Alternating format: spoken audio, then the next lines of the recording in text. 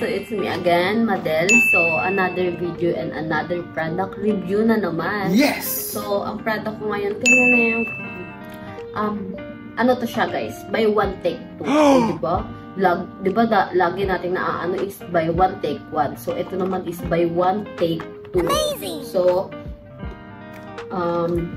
ayan, tatlo siya guys, nakikita nyo naman, tatlo ang lalagyanan niya. Ang ano na ito is LeFuchsia.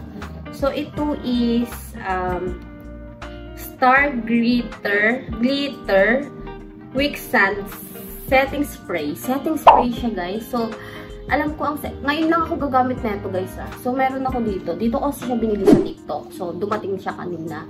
So ito siya guys, setting spray for only 99 pesos. Pero may shipping fee siya na 59. So yun, nasa 160 ko siya binili. So settings, moisturize, and then buy one take one Galaxy Makeup Spray, lasting settings, moisturizing, hydrating, oil control, matte finish spray. 100 ml siya guys. So open ko na siya guys ha. Kasi first time ko lang bumili ng ganito. As in, first time ko lang rin gagamit ng ganito. Kasi sa mga pang ano to, diba? Setting spray. Yes! Setting spray. So parang pag kunyari nag-makeup ka, i-spray mo siya sa mukha mo para tumagal. Tama ba ako? Kasi alam ko ganoon eh. So, open ko yung isa guys ha. Pare-parehas lang naman siya guys. Pero ito papakita ko isa. Hirap naman. Suba. Guys, for only for only 99 pesos, meron ka ng tatlong ganito. So, amazing! Tatagal to sa akin. Ang tagal nito, promise. Tatlo ba naman eh. Abayan, ang hirap buksan din. Lagi na lang talaga ako pinapahirapan. Alam mo may tape pala. Okay, nice. Ang hirap. Naka-tape siya. Ito siya, guys. So, yun. Na-open ko tuloy ito. So, open ko siya. Watery Makeup Silver Shine Ambilight Ejection Moisturizing Luster Beautiful Makeup. So, pakita ko sa inyo. Wow! So, ang cute niya. May glitter siya, guys. Silver glitters. Nakita nyo? Ayun diba? Ang cute niya. 8 hours wear. Makeup Fixer Spray. Star Flash Makeup Spray.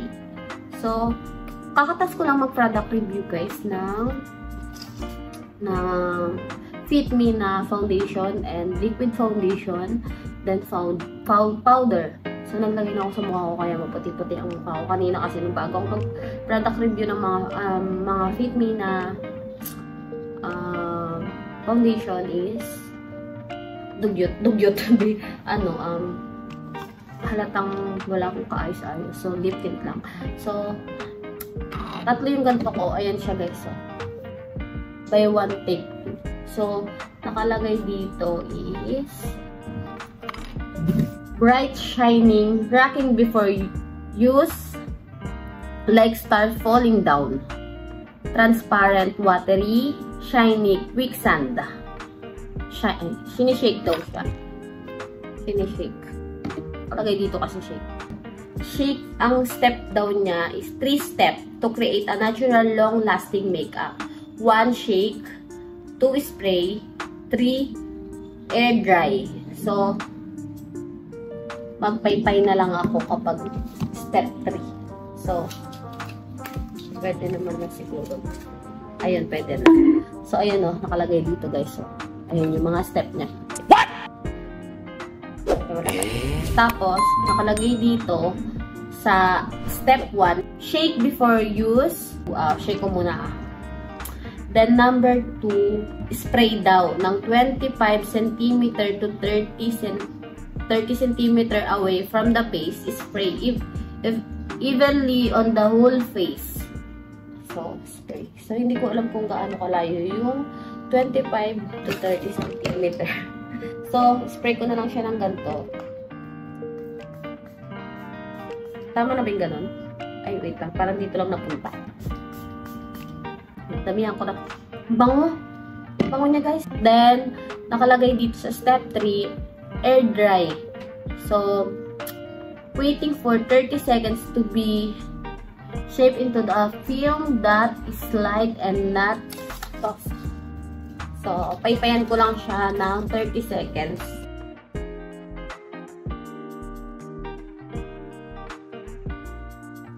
May mga nakalagay siyang ingredients, guys. Nicotinamide, sodium hyaluronate.